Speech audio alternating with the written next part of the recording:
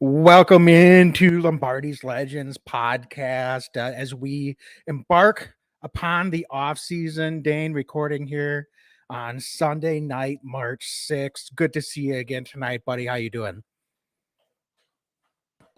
Wags, I'm doing good. Happy Sunday. One Sunday closer to Packer football again. August just around the corner. We were in 50-degree temperatures here in Wisconsin yesterday, so I'll take it. And Wags, I have a feeling this is the last podcast we're going to be doing before we know an awful lot about the Aaron Rodgers situation. Just something funny tells me it's coming real quick, and frankly, it absolutely has to, because free agency is going to hit pretty quickly as well.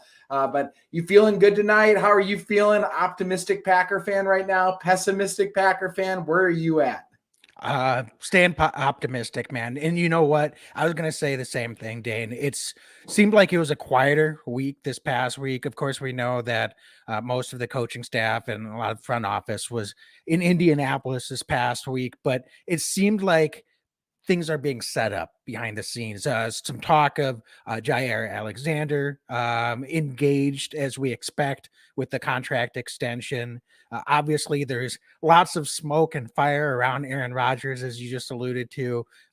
We know that things are ongoing with Davonte Adams, and the latest, it seems like they're headed to tagging him, as they haven't really made much progress, but things can change at the 11th hour, as you know, there as well. So I think this next couple of weeks is going to be very interesting and very busy for the Packer front office and Packer fans, defining not only this season, but the seasons to come. There's a lot of things that are going to happen over the next week or two. So I'm excited to dive into it, Dane. How are you doing? Are you feeling optimistic, or are you getting a little bit tired of just having to sift through all of the reports and all the drama that seems to be coming out? I'm optimistic one way or another. We've been through this before. We went through the Favre situation. It's kind of bizarre how it's unfolding. Different guys, different situations, but maybe potentially same results when it's all said and done. But honestly, I'm feeling pretty good, because the way I see it is either at this point, I have a feeling Rodgers is playing. I think retirement's off the table at this point is kind of my gut feeling, where even a week ago, Wags, I was thinking retirement was very real. I've now swayed, and I'm thinking retirement's probably off the table. And the question becomes, do the Packers get a four-time MVP quarterback back? Or do they trade the four-time MVP and kind of start to press a reset button and get an awful lot of draft capital, I imagine, in return? And as a Packer fan, either one of those have some pluses and potentially minuses long-term. But I'm going to choose optimism, because I do have quite a bit of trust in the front office at this point. And, I think they've earned some trust here with some of the moves they've made over the last couple of years in free agency and in the draft. So let's just ride it out, I think, at this point, and we're going to see what the heck's going to happen here pretty quick. Yeah, I think that's a great point, Dane. I realize that there's a lot of people that are set in Packers should do this or that. But when you phrase it that way, unless Aaron Rodgers drops a bomb and retires on us, a trade or coming back is kind of a win for Packer fans and the organization either way. If you think about the long-term ramifications of either decision. So that's one way to stay happy about the decision. And you had a informal, or I guess formal, Twitter poll, however you want to put it. I was surprised 75% of Packer fans say they want Rodgers back. 25% said they're ready to move on. I think the way you asked the question was correct. It would be interesting to know what the percentages would be if you said I'm fine either way. If there would have been 50% of people that would have said I'm fine either way, and how that would have affected the results of that poll. But it does seem like there's plenty of people that are good with moving on and hitting that reset button and cashing in now, rather than maybe a year or two down the road. So we'll know soon enough. I will say, that it does seem like most of the smoke this past weekend has been coming from outside of the Packers and outside of Aaron Rodgers' camp. So I don't know how much stock I put into things that seem to be coming out of Denver or Pittsburgh in terms of what's being reported or not reported regarding Aaron Rodgers. And when most of the national and local Packer reporters are aligned that the Packers aren't actively engaged in trade discussions, that doesn't mean they haven't gotten calls. I know Goody said he hasn't taken any calls on Rodgers, but I don't really believe that. I think they get calls on players all the time. But what's he going to say? That does not mean he's engaging other teams or accepting proposals from them. I think that would probably get out if that were the case. So it's one of those things where Rodgers waffling. Maybe he is. I don't know. We're not inside the room, but that could be more leverage on his part as he's trying to still put pressure, maybe not only for just himself in a contract extension, but for Devontae. It's like what we talked about last week.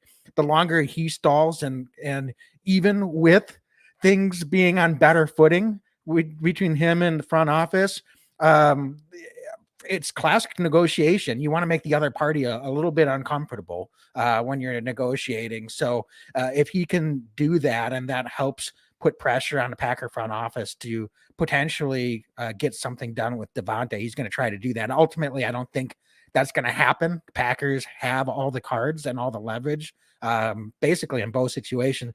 Lest we forget, Aaron Rodgers is technically under contract.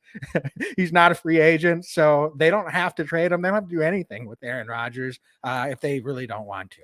I wanted, and that's a really good point, and it's something that I think seems to be lost on a lot of folks, is there's no guarantee the Packers just up and trade him the day that Aaron Rodgers, should he say, I don't want to be in Green Bay anymore, right? I think that that's a really good point. Could you see the Packers digging in their heels? And I know now we're talking what if on a what if, but could you see the Packers being pretty prudent at that point from a business standpoint and really try to leverage the best deal for the Packers and for Aaron, maybe not for Aaron Rodgers, but for the Packers, because the reality is you're not going to get maximum value if you zero in on one team, right? But if there's a bidding war, we've heard about the Steelers, we've heard Titans, right? We've heard Broncos, we've heard other teams too. That's good business for the Packers should Aaron Rodgers want to leave. And if there's multiple offers and options on the table, then the Packers really, truly can maximize their value in getting a return for Aaron Rodgers. Yeah, certainly. And still, there's a deadline for that. You really have to get something done before the draft if that's going to happen. So I think every other team out there knows that, but it's not like they'd be betting against themselves or one team. As long as there's multiple teams in the bidding, I think the Packers are going to hold the cards either way. So, all right, Dane, I think enough Aaron Rodgers talk for now. This evening was all about the other Packers that are restricted or unrestricted free agents. And I don't know if we're going to get through the whole list tonight, but we've been saying for a while, everything stems on Aaron first and then Devontae. And while that's still true, I think it's appropriate at this point to just dive in. And even though we don't have the full picture of what the financials are looking like, I think we've got a pretty good idea of the game plan at this point. So I am comfortable and you're comfortable. We decided talking about these guys that the Packers are gonna have to make some decisions on. So let's start with some of the unrestricted free agents and just looking at some of the bigger names. We spent a lot of last episode talking about Davonte Adams. So I think we've said basically all we need to on him at this point. That's certainly going to be an evolving situation, but just kind of going through the list, I think the biggest name then on the defensive side of the ball as an unrestricted free agent, definitely Devondre Campbell. Now here's a guy that I know a lot of Packer fans would really love to bring back, myself included. And but before we get into just Devondre, he's one of the guys that I was circling and doing some research today that is just remarkable. He has missed basically one game in the last 5 seasons. And so I just want to point out, as we look at some of these guys, that availability is a value too. Yeah. So, Dean Lowry has basically played every game as a Packer in his last 5 seasons. Remarkable. Chandan He doesn't Sullivan, even miss practices, Wags. Yeah, Shannon Sullivan hasn't missed a game for the Packers in the last 3 seasons he's been on the team. So there's some of these guys that versus we know Kevin King is probably gone, but availability is a big thing as we're looking at signing some of these guys. Heck, Davonte Adams hasn't technically played a full season in 5 years. Now I know he didn't miss a game due to injury this past season. He had the one game missed for COVID reasons, but it's bears taking a look at that, because I think that's going to factor into how the front office approaches making some of these decisions as well. So Dane, Devondre Campbell, let me throw it over to you. What are your thoughts on him, just in terms of realistically, is it worthwhile sinking a lot of our few financial assets into bringing Devondre Campbell back? Yeah, and folks, if you're watching on Facebook or Twitter or YouTube, feel free to drop in the comments if you think the Packers should bring back Devondre Campbell, if you'd like to see him back, or if you think it's going to, you think it's going to happen. Take your emotion out of it. Obviously, Wags, I'd love to get Devondre Campbell back. What I'm curious about here is, philosophically, the Packers seem to have not necessarily valued the inside linebacker spot as some other teams have in the past. And then this season, with the emergence of Devondre Campbell, the defense looked an awful lot different. And I can't imagine the defense without Campbell at this point. They were just that darn good this year. So I would absolutely love to re-sign Devondre Campbell. And Wags, I would actually argue, outside, of course, of Rodgers and Adams, we just put them in their own tier. I think that Campbell is probably the most important piece to come back to the defense. He provided stability. He played sideline to sideline. I mean, he was an all-pro. What more can you say? He was just that darn good. But he also provided leadership. He seemed to fit into Green Bay really quickly as well. And I would just love to see another year in Coach Barry's defense, what he can do, because I feel like he's scratching the surface of this defense. Now, there's downsides, right? Dude's 29 years old. Dude's bounced around the league a little bit. So, is this a 1 year caught lightning in a bottle situation? Is it not? I tend to think it's not a lightning in a bottle situation. I think he can be consistently good going forward for the next couple of years. But really, Wags, at the end of the day, as with everything, it comes down to dollars and cents. How much is he going to cost this defense? Because the Packers have a fair number of other free agents out there. So would I like to have him back? Yes. Do I think it's going to happen?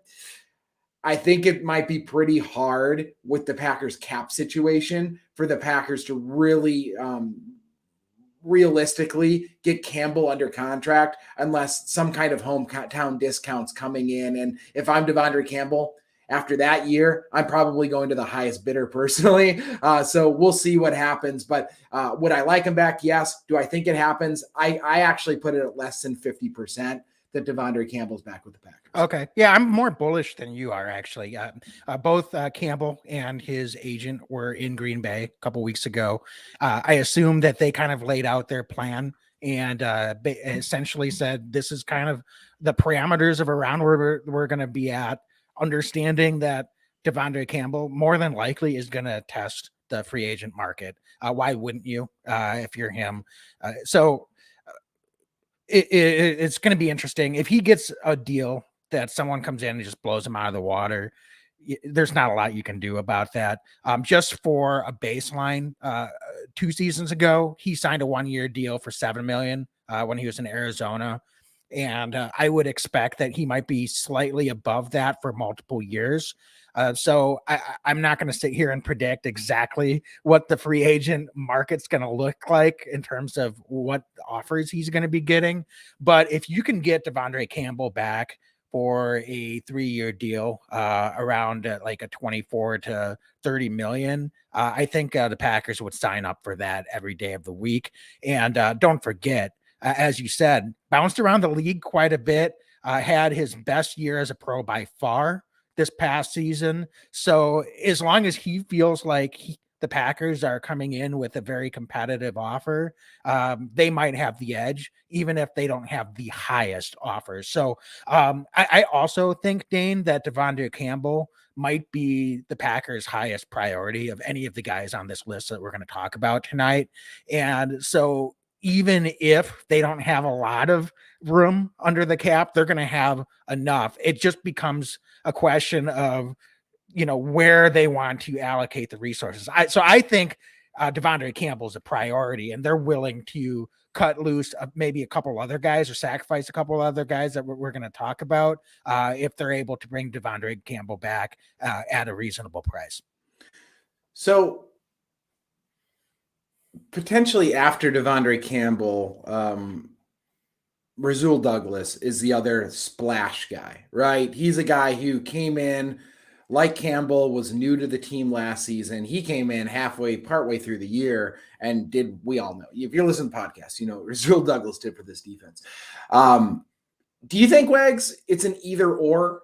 It's either Devondre Campbell or Rasul Douglas, or do you think that there's a possibility they make it work? Because I hate to sound pessimistic, but just knowing the numbers here, and I know that Rasul said he wants to come back. I get it. He's a passionate guy. I respect that. But when it's really hard to find corners in this league, and it's a premium position, I wouldn't be surprised if, some front office somewhere saw what he did and went, he'd sure look good in this, city X. So I wonder if it's an either or situation between them. Yeah. And if I'm the Packers, I'm going for Devonta Campbell every day of the week. That's no disrespect to Rasul Douglas at all. Yeah. It's just look at who else we have at the cornerback position versus what we're at in the linebacker room. And Devondre Campbell is a clear step above everyone else that we have there versus Rasul Douglas. We've got Eric Stokes and Jair Alexander that are going to be manning the boundaries. And another guy we'll be talking about here shortly is Chandan Sullivan, who, I don't know if the Packers will be able to bring him back either, but if they are, he probably isn't going to cost as much as Rasul Douglas is. Right. Not to mention, you're talking about, is this a 1-year flash in the pan with Devondre Campbell? I actually get that feeling a little bit more with Rasul Douglas than I do with Devondre Campbell. And I love Rasul Douglas. So I don't want to make it sound like I don't think he should, get big money or that I wouldn't take him back if the Packers could afford him. I just, talk about a guy that just came out of nowhere, and good for him. I think he's going to get an opportunity somewhere else, and he should take it.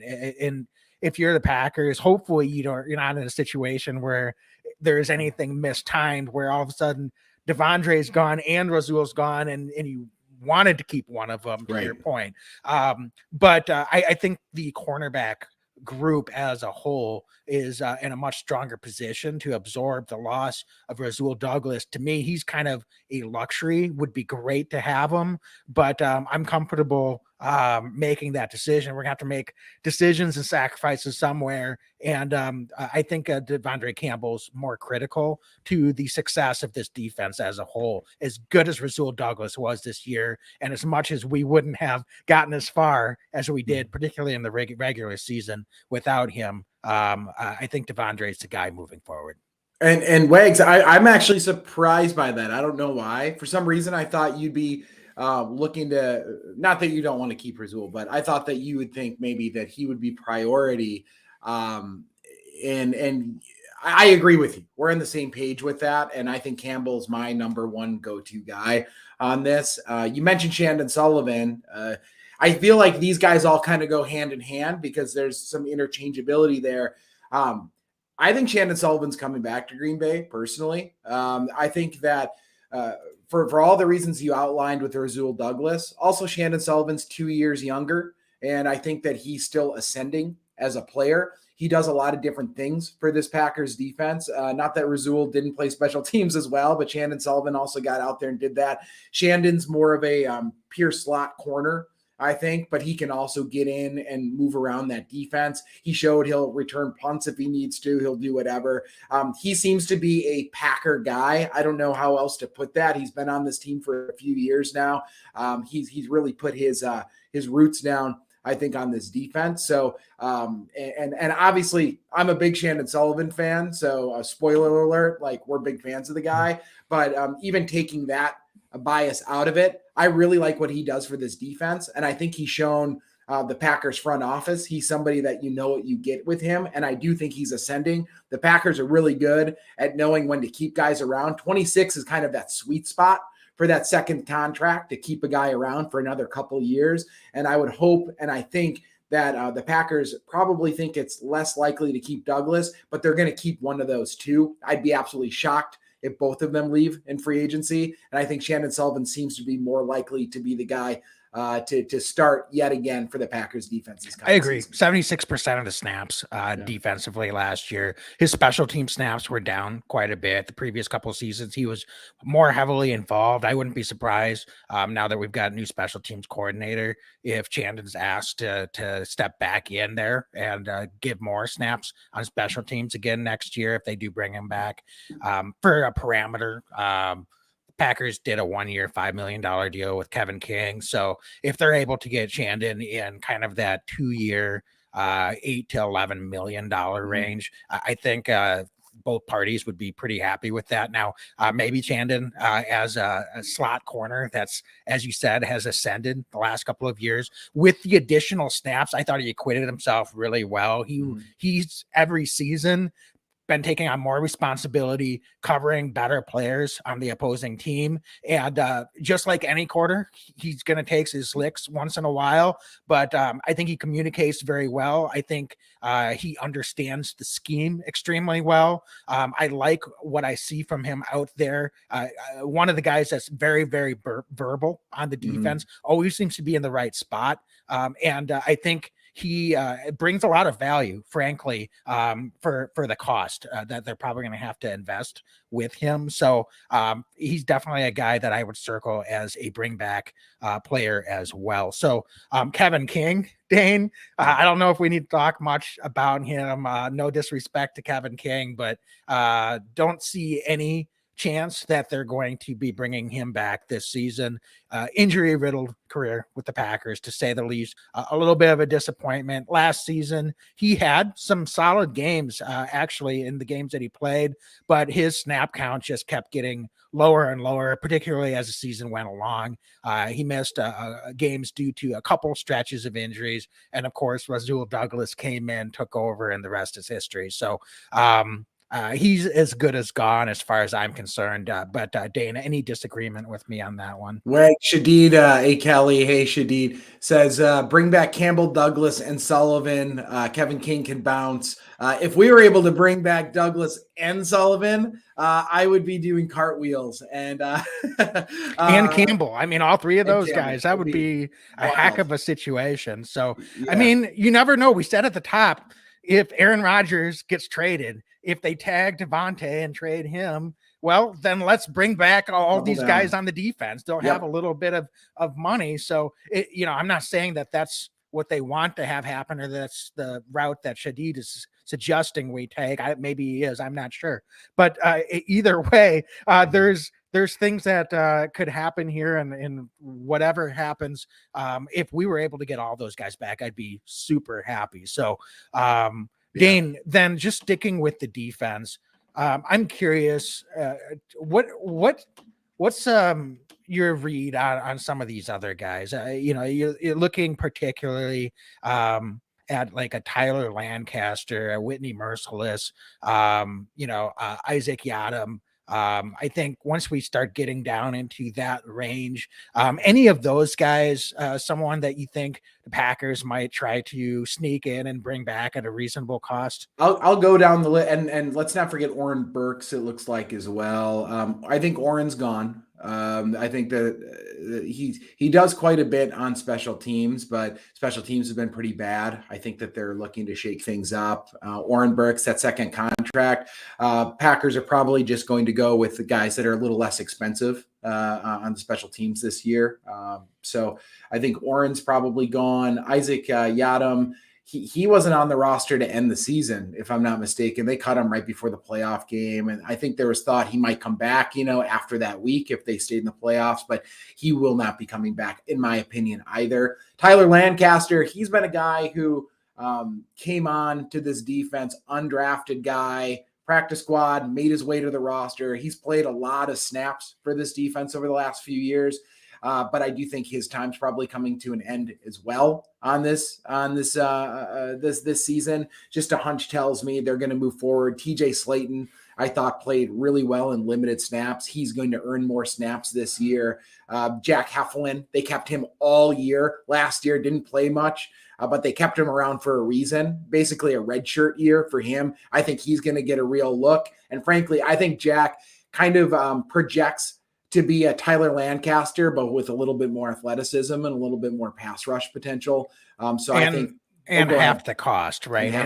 Not that Tyler Lancaster's breaking the bank, but that tends to be some of the economic factors here. You have to have enough minimum guys to fill out the roster, and Tyler Lancaster's no longer a minimum guy. He's not making much, but when you can get someone that cost half as much at the minimum and maybe has a little bit more long-term upside. Unfortunately for Tyler, it's probably, as you said, a time that they're going to move forward with the younger player. Wags, now one that what might surprise you is Whitney Merciless. I actually think he could be back with this Packers defense, especially curious your take. I think we touched on it last time. I think Zadarius Smith is on his way out of Green Bay. I don't see a scenario realistically where he comes back. But if they're able to get a contract extension with Preston Smith and Rashawn Gary, getting that third pass rusher is really critical. And I think Merciless might not be all that expensive at his stage of his career, especially with the injury this last season. I thought he acclimated well to the Packers defense. And I would not be surprised if Merciless, now this isn't an early signing, but after a few weeks of free agency comes and goes, I think the Packers probably stay in touch with Whitney's agent, and they're kind of talking and they want to have an opportunity to match. And I just wouldn't be surprised if Merciless comes back as kind of that third down situational pass rusher for this defense. Yeah, I fully agree. Actually, Dane, we're in quite a bit of agreement here. He was only on the vet minimum last year. That actually surprised me. He seems kind of like exactly what you're saying, sort of the Mercedes Lewis type, in that they don't sign him right away, maybe not even until after the draft.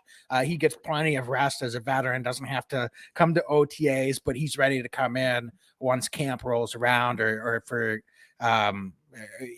mandatory OTAs. So we'll see. But certainly I think he's someone that has value at a low cost if they're able to bring him back, particularly given that we've got Rashawn, who we know is ascending, but it would be nice to have that extra veteran still that's around. And maybe we're not relying on him to carry the snaps, but we're going to have another young guy come in and fill out that position group either way. So if Merciless can come in and the cheap, I agree. I think he would be a smart signing for the Packers to keep in-house.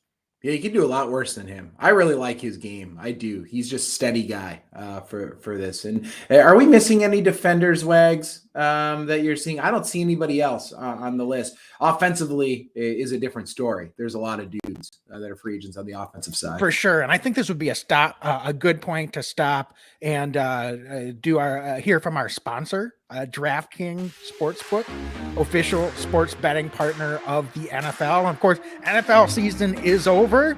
So it's a good time to shift into college basketball, into hockey, into the NBA. And Dane, I know you kept us up to date on your wife Andrea's daily fantasy maneuverings throughout the NFL season. Last week, you mentioned she shifted into NBA mode. So how did the first full week and weekend go for her with DraftKings and the NBA?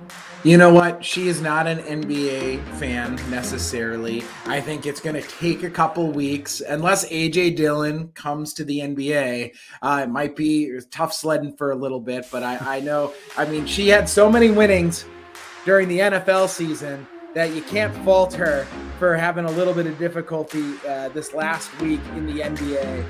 But I think that she's going to be looking at Milwaukee Bucks, because, I mean, we're Wisconsin fans through and through here in this household. So, Wags, it's all because of this DraftKings Sportsbook. It's been an awesome sponsor for us, but they have great deals for all of our listeners. Just go ahead, use promo code TPPN. And guess what? You're going to have an awful lot of fun. And Wags got more details on what they can provide for you. So download the DraftKings Sportsbook app now. Use promo code TPPN. Bet just $1 on any NBA team and get $150 in free bets if they win. That's promo code TPPN at DraftKings Sportsbook, an official sports betting partner of the NBA. 21 plus minimum age and location requirements vary by jurisdiction. See DraftKings.com/sportsbook for full list of requirements, state-specific responsible gaming resources. Void where prohibited. Minimum $5 deposit. Gambling problem? Call 1-800-GAMBLER. In Tennessee, call or text the Tennessee Red Line, 1-800-889-9789. In Connecticut, call 888-789-7777 or visit ccpg.org/chat. In New York, call 877-8-HOPE-NY or text HOPE-NY 467-369. So, Dane, I think one of the other things that I want to just mention before we get into the offensive guys, if for folks that are just joining us, or as a reminder, what we talked about at the top, we understand that the Packers have some cap situations here. They're not going to be able to afford all of these guys necessarily, but I think it's worth maybe just taking into consideration as of today, according to Over Cap, Packers are about 26 million over the cap. So they definitely have some work to do, but and we don't know every scenario that's going to happen, but suffice it to say, I think we're all kind of in agreement. This Darius Smith is most likely going to be either cut or traded. So that's going to clear about 15 million when that happens. Aaron Rodgers, regardless of whether he gets traded or extended, that's going to clear roughly about 20 million on the cap. So right there, they're about 10 million over the cap, and they still have some guys that they can restructure as well that can free up an additional 14 to 20 million or so. Just looking at Randall Cobb, Billy Turner, Dean Lowry, Adrian Amos. Now, a couple of those guys could be cut candidates as well. So we'll see what happens. But suffice to say, the Packers, I think it's fairly safe, conservatively, to say that they're going to end up with around 35-40 million in cap space at the end of the day once they make some of these moves. Extending Jair is another 7-8 million likely that they'll be able to open up from cap space. So there's a path here for the Packers to get to the 40 to 50 million under the cap before they start making some of these signings. So I realized that it might seem like we're in fantasy land when we're talking about signing all these guys, but it's actually much more realistic, I think, than folks realize when you actually go in and look at each of these situations one by one. So with that being said, Dane, let's look at this list offensively. We said at the top, we've talked about Devontae, we've talked about Aaron, technically not a free agent, but those two guys we've talked about ad nauseum.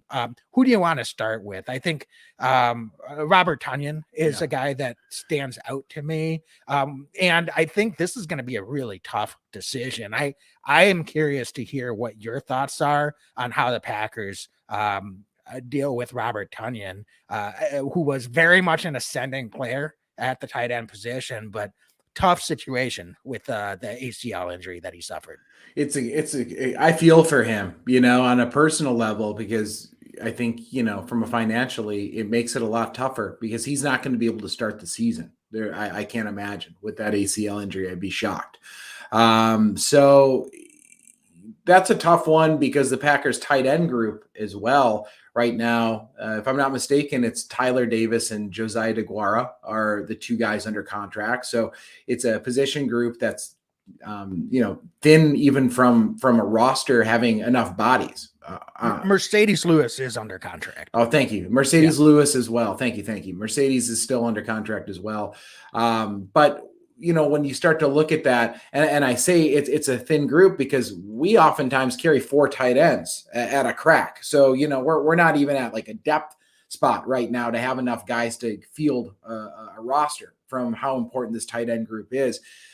That being said, Wags, and we all love Robert Tunyan, but I'm here to make the tough choices. I don't think Robert Tunyan should necessarily be in the Packers' future. And the reason I'm saying that is he had a great season, but a couple seasons ago, I thought last year at times looked good. At times, I thought it was a little bit of a uneven season for him. And it's hard for me to say this, especially being a fan of his, but the combination of the potential he could hit on the open market, the ACL injury, not being clear if he's going to be able to come back all the way, and also having one really, really strong year, but some injury history before this ACL injury as well. Let's not forget, he's had a lot of injuries in his first couple seasons as well.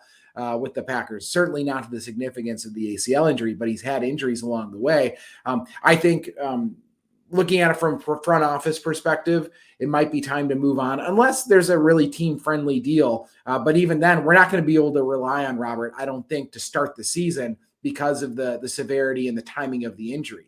So would I like him back? Of course, I'd like him back at a team-friendly deal, but I don't know if it's necessarily likely to happen just based on all of the factors that are going on around him right now. And I'm smiling because you're eliciting strong reactions from the chat. Thanks, Gop. Says does not like Dane's comments there at all. I will say this. What value does he have to other teams coming off of the ACL right now? So is there a possibility, Dane, that for Bob Tunyan's sake, as well as maybe to the Packers' advantage, he plays on a 1-year prove-it type deal, and they can structure it very incentive-laden. They can structure it so that there's not a huge cap hit, and perhaps there's a way that the Packers can structure it. It's a games played type contract, and it's a beneficial way to set it up for both sides. That way, if or when he comes back healthy, he can continue working with the same doctors and the same staff that he's been working with in his rehab, and have some consistency there. They've got this shared history that certainly he came in and has developed as part of this organization. So I'm sure both parties would love for Bob to come back fully healthy and maybe long-term get back into a position where he's able to sign a longer deal, whether it be with the Packers or elsewhere. So I think there's a avenue here where both sides could look at this and say, how can we figure this out in a way that Bob doesn't feel like he's being lowballed, but on the other hand, realistically, I'm not sure he's going to have a ton of other options out there. Now, I could be wrong. We'll see what happens. Free agency can be a wild game sometimes, but I don't see any other teams coming in with a 3-year contract offer for Robert Tunyan coming off an ACL injury. And quite honestly, a little bit of a lower year production wise, even when he was healthy than the previous season. So I may be slightly more optimistic on that one than you are, Dane, but I would agree in a vacuum that he's not someone that probably is going to be high on the priority list. He might be kind of lower down, and the Packers can kind of look at, after they've moved through a few of the other players that they're targeting, where they're at from a financial perspective, and kind of where Bob slots in on that as well. No, it'd be great to get him back on a very good team deal. I love it, but we'll see. We'll see how things go, and hopefully for his sake too. I don't want to see these guys, miss out on money because of injury. Yeah, for sure, Dane. It's time to, I think, look at some of the big guys up front. Starting with Lucas Patrick. Here's a guy that love him. You and I both love Lucas Patrick. Yeah. I think he's similar to perhaps like a Tyler Lancaster. I think he's given more value to the Packers in his time with the organization than Tyler Lancaster has. Extremely versatile. What he's done, particularly last season, the way that he came in and played multiple positions, filled in at center for a good chunk of the season, was fantastic. Quite honestly, outplayed his contract, and you can't say that about a lot of players. Realistically, I think offensive line is another similar to cornerback group, just a strong group up and coming. I know we've got obviously Bakhtiari and Elton Jenkins that are a little bit of a question mark coming off major injuries, but in the interior, certainly we know that Myers is the future at center. And we've got two really talented, I think, young guards in Royce Newman and then, of course, John Runyon Jr. Yeah. And so when Elton Jenkins comes back, he's more than likely going to be at guard as well, unless, depending on what they do with Billy Turner, we'll see. But realistically, I see either Royce Newman or John Runyon Jr. being that backup swing guard for a less of a price and maybe even slightly more upside than what Lucas Patrick has, a few years younger. And so I think that's probably the direction they're going to go. They're going to be drafting more offensive linemen to bring in as well. So I think they're in a pretty good position in the interior of their offensive line. And so I just don't see them investing in extra money to bring back Lucas Patrick as much as he's meant, to the offensive line group and to the organization his time here. That's again, one of those financial decisions that unfortunately you have to make. And I think Lucas Patrick is going to latch on somewhere in the NFL, even if he's not back in Green Bay. Wags, I was going to say, I think Lucas Patrick might be starting for another team this season. So I think he might actually have some options because of his versatility. I don't know a team in the NFL that doesn't want a guy that can play three positions across the offensive line and can do them capably. So I would agree, but I don't see a scenario where the Packers are able to bring him back, unfortunately, due to all the things that you just outlined and the fact that I think he's probably going to have an opportunity to probably make a little bit more money and start potentially somewhere else. Yeah. So what do you, staying with the offensive line, then Dennis Kelly is another guy's he played great. He played great. Yeah. What are your thoughts on him? Is he someone that perhaps they bring back, or you feel comfortable? We've got Yosh Nyman probably going to be in there potentially as a backup swing guy. I'm sure they're going to want to get him snaps over on the right side as well. He's played a lot of left tackle, but especially if they bring back Billy Turner and he's the starting right tackle. Do you think Dennis Kelly is someone that they would bring back on the cheap, or again, stick with the youth, Yosh Nyman, and through the draft, try to develop another couple of guys at that position as well? Yeah, it's a good question. And if Billy Turner's gone, then the Packers are probably looking to bring back Dennis on a 1-year deal. But I have a feeling they're going to try to keep Billy Turner and try to get as much consistency across the board with this offensive line going into this season, whether it's for Aaron or a very young quarterback. We'll find out. But then from there, it's really Yosh Nyman's position, right? For that swing spot. I think that he showed more than enough. And we haven't really touched on the exclusive rights free agents, because really the Packers are going to bring those guys back. Yosh is an exclusive rights guy. Packers are going to bring Yosh back. He'll be the first guy up at left tackle, and Wags, I think realistically at right tackle as well. He just proved himself. And then the Packers probably through the draft do what they always do every single year. They draft guys that are flexible. So draft guys that could potentially be a swing tackle into the guard position. We'll see what the Packers do, but they're always going to use draft capital across the offensive line. And unless Billy Turner's not in Green Bay, I just don't see a scenario where Dennis Kelly comes back to be kind of the fourth tackle almost on this offense. It just doesn't really make sense. I fully agree with you, and I expect Billy Turner to be back. If you look at the number, they can cut him, and he's count a little over $5 million and against the cap as dead money, or they can restructure him. And if they do a full restructure, they'd be paying him about $6 million. So really, you're gonna, it's a $500,000 difference to keep a guy that's been pretty Good. darn good for the Yeah. most part. I think we'll keep him, and it might be a 1-year stopgap situation where you get one more year out of Billy Turner, and then he's probably going to be moving on. Well, we'll see. That's a discussion perhaps for next offseason. But I think they're going to try to kick the can down on Billy Turner at least one more year and bring him back. I think especially even though a full off season for David Bakhtiari, he should be ready to roll. I think they're going to feel more comfortable having both Billy Turner and David Bakhtiari bookending the outside.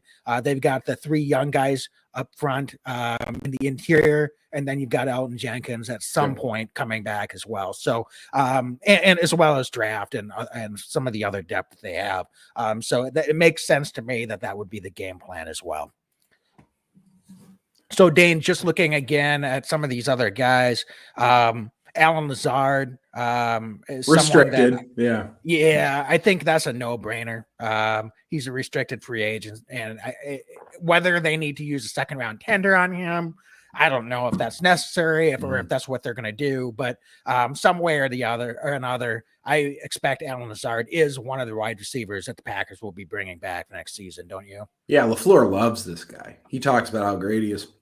Great blocker, ascending wide receiver too. I mean, remember, folks, Allen was a tight end in college, right? So, I mean, he's still learning the wide receiver position to a certain extent, and he's just gotten better and better. I thought, Wags, the second half of the season, Lazard really came into his own. I'd be shocked if the Packers let him go, whether Adams is back or not. Lazard's going to have a critical role, I think, in this offense going forward.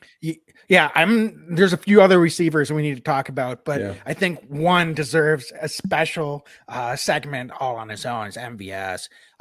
Dane, I've got some thoughts on MVS. Where are you? Is there any chance that the Packers invest in bringing MVS back at this point, or do you think he's going to get money and move on to another team? He's getting paid. He's going somewhere else. Teams that have a little bit of cap space, they're going to go ahead and they're going to throw some money at MVS. I mean, I think he's still getting better. He, to a certain extent, we talked about it through some of the late part of the season. His route tree was getting more improved. You could see that he was running better, crisper, cleaner routes. He's got that speed to take the top off, and he's just going to be priced out of what the Packers can do with him. He's going to be making at least $8 million a year, I think, on the open market, and the Packers just can't do that. They can't do it, and they're not going to be able to.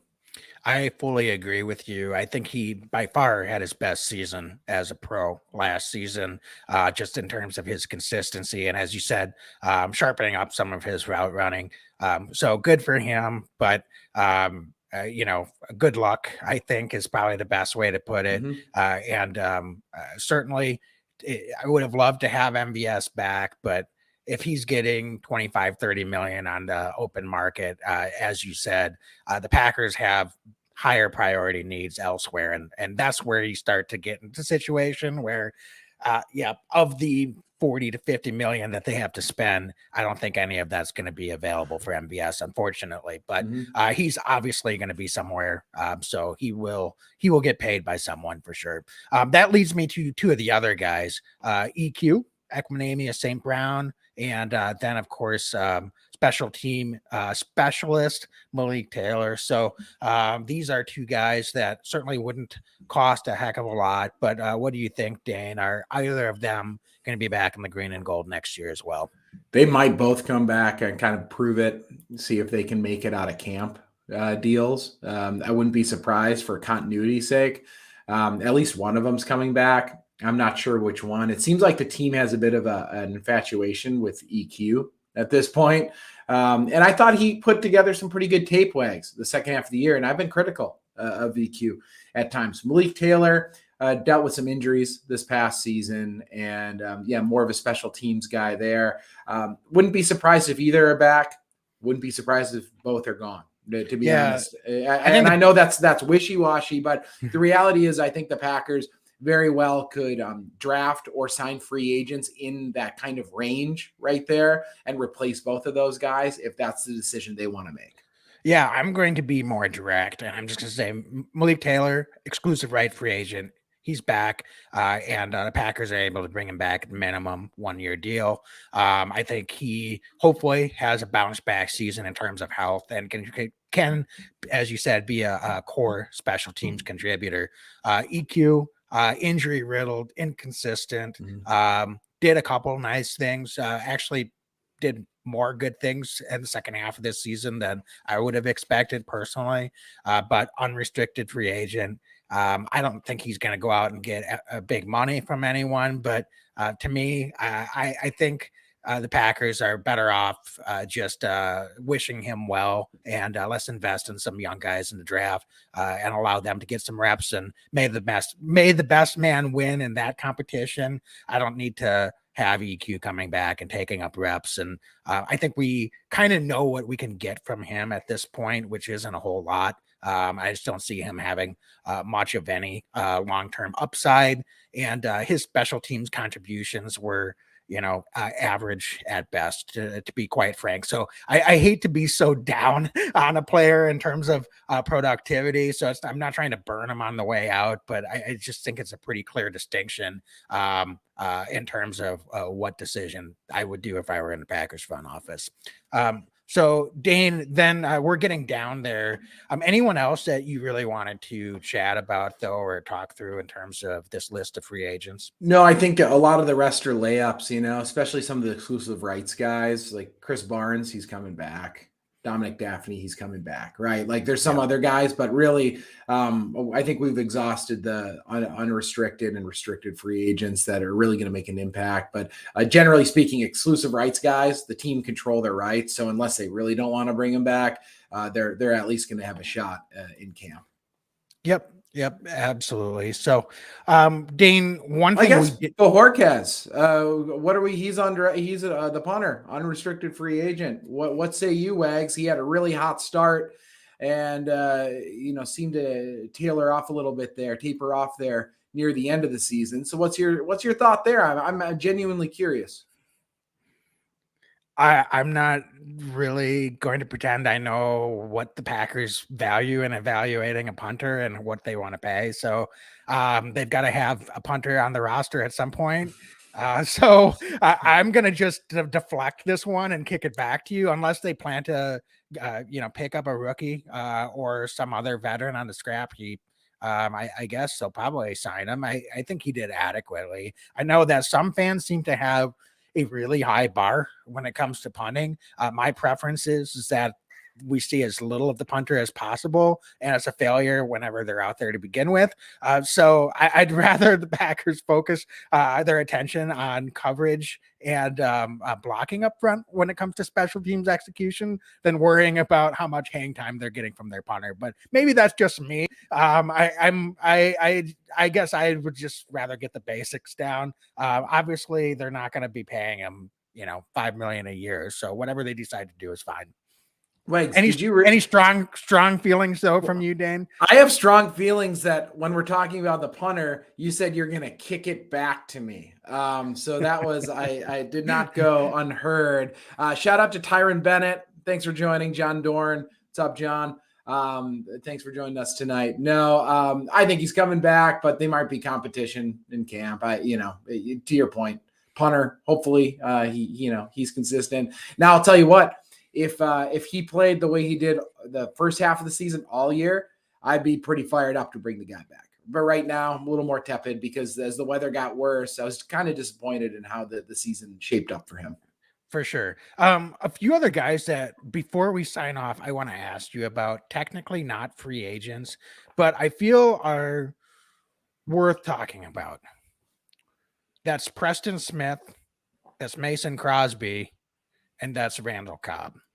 All three, different situations, but any of those three you want to hit on? What's your immediate reaction in terms of what the Packers do? I will say, I'm not going to give my answer, but just go at the top. I mentioned availability is a big value to me. And someone like Preston Smith missed his first game as a pro last year due to injury.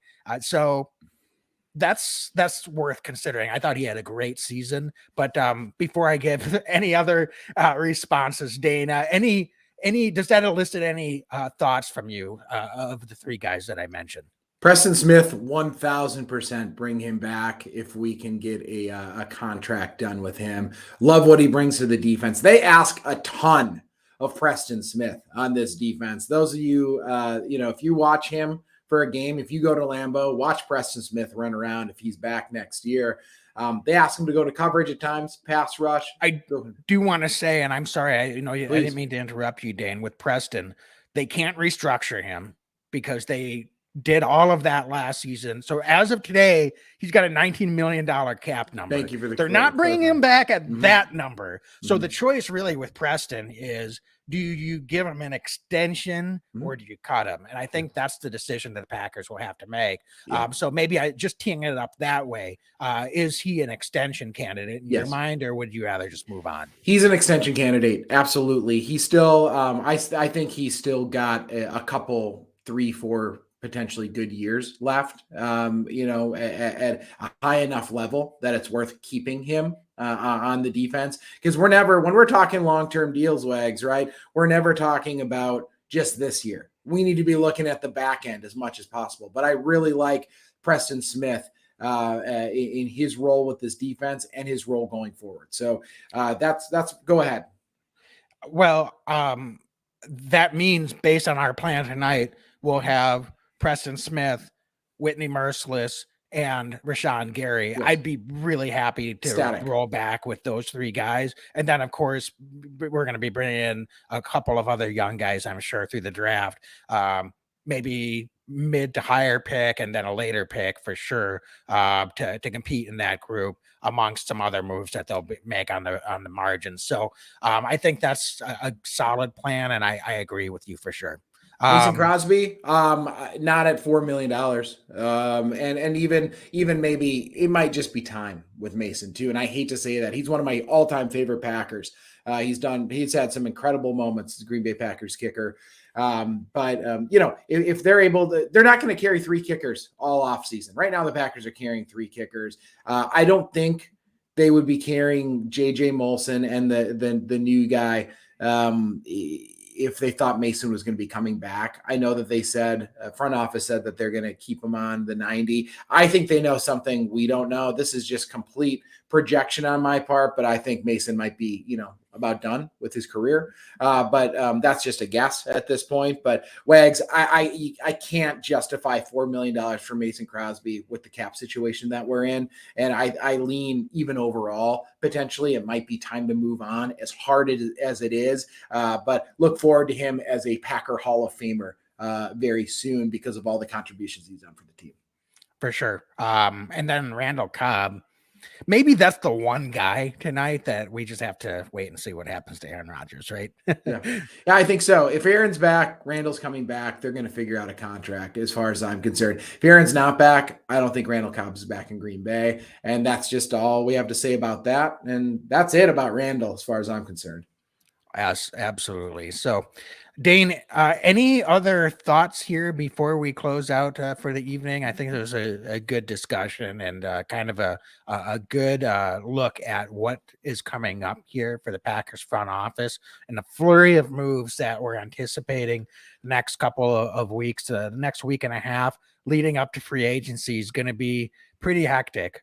So I thought we were going to get more news than we did this past week. But I think it's safe to say that we're definitely going to get some news in terms of what's happening in the Packer camp this week. So we've been patient, but I expect some things to start rolling here pretty shortly. Yeah, I think we'll be working overtime over the next 10 days or so on this podcast, talking about some of the stuff that's going on. But no, Wags, I think that's the right direction. I would love to see the Packers continue to invest in defense wherever possible, as we talk about at the top. But especially if Aaron and Devontae are not, in the Packers' long-term plans, then all the more reason, double down on defense. You can win some football games, especially the way that defense played in that playoff game.